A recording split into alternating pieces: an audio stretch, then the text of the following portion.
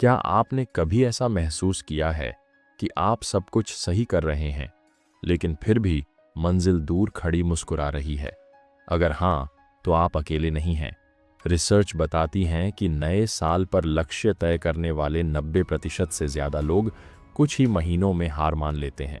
ये कहानी उन 90% लोगों की नहीं, बल्कि उन 10% की है जो हार को ही अपनी सबसे बड़ी जीत में बदल देते हैं।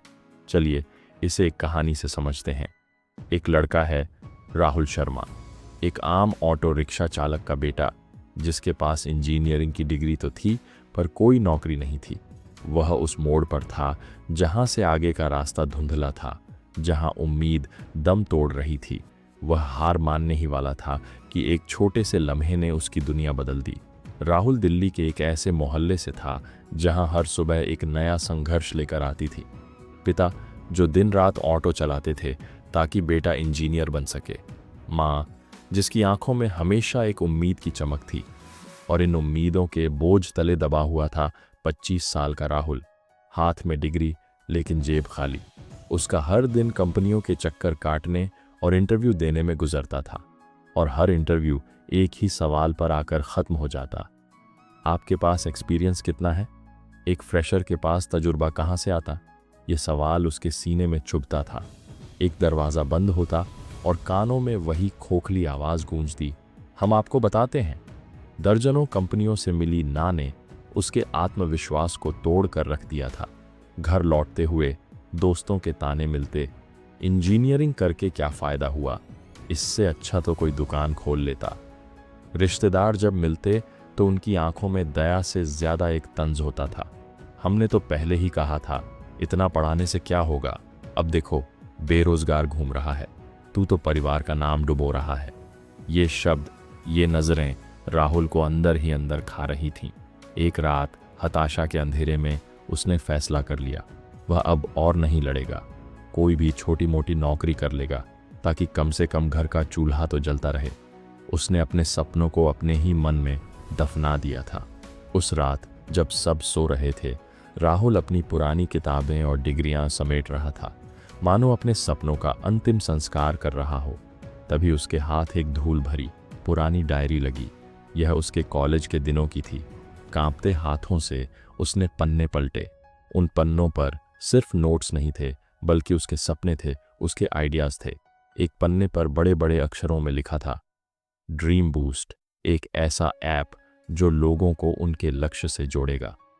यह उसका कॉलेज का फाइनल ईयर प्रोजेक्ट था, एक स्टार्टअप का सपना जो कभी हकीकत नहीं बन पाया।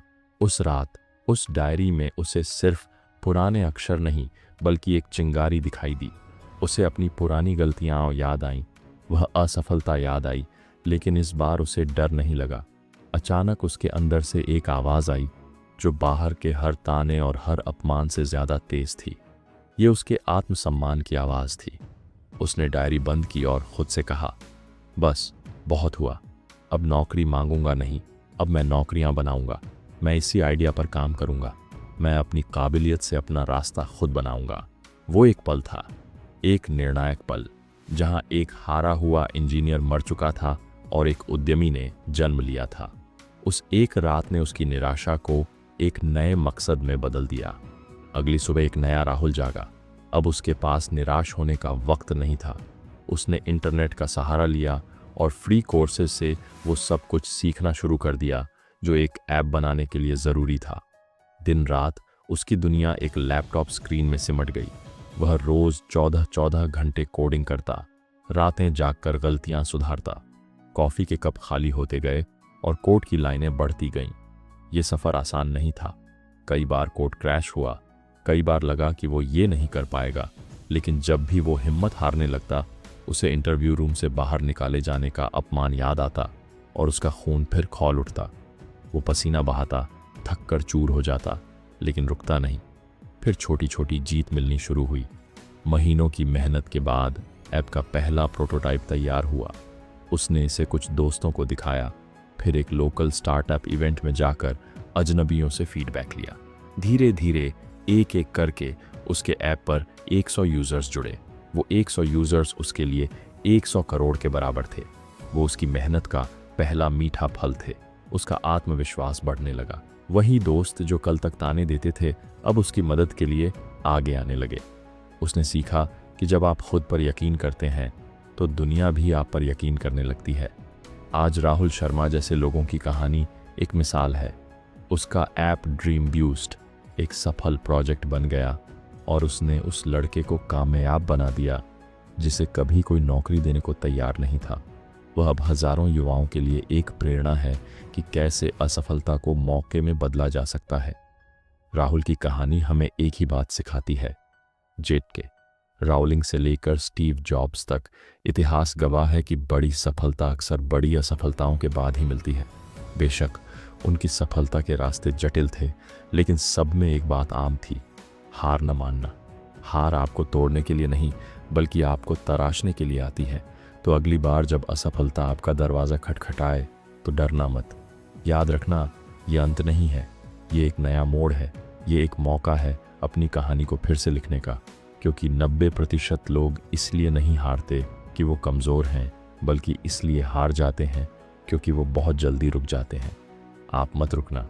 अब आप कमेंट्स में बताइए आपका सबसे बड़ा सपना क्या है और उसे पूरा करने के रास्ते में आपका सबसे बड़ा संघर्ष क्या रहा है। शायद एक दूसरे की कहानियाँ पढ़कर हम सबको और हिम्मत मिले। और ऐसी ही प्रेरणा देने वाली कहानियों के लिए इस चैनल को सब्सक्राइब करना न भूलें, क्योंकि हर कहानी में एक सबक छिपा होता है।